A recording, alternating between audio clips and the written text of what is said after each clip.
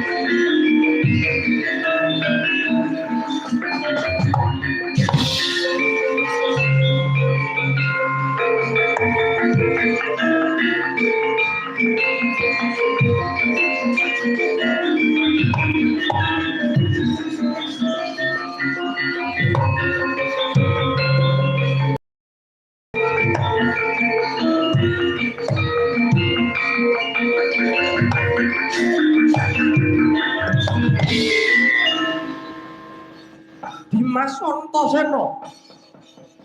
Piye Kakang Samba? Para diage ayo adu kadigdayan ana kene.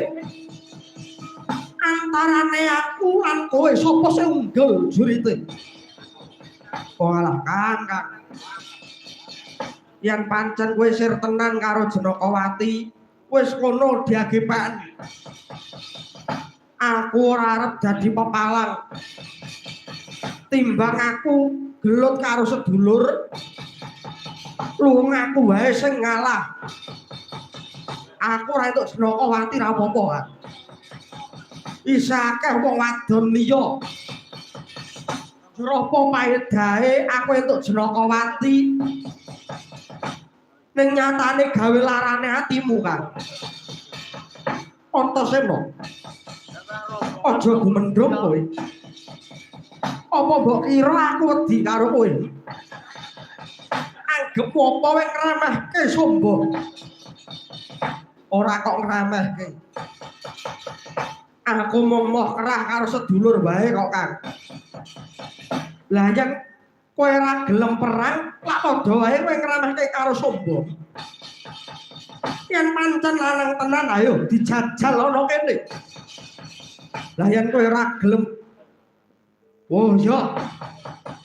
Yen pancen arep golek keringet ayo tak ladeni Kang maju. Kelakon dadi ndok pengamun-amun kowe.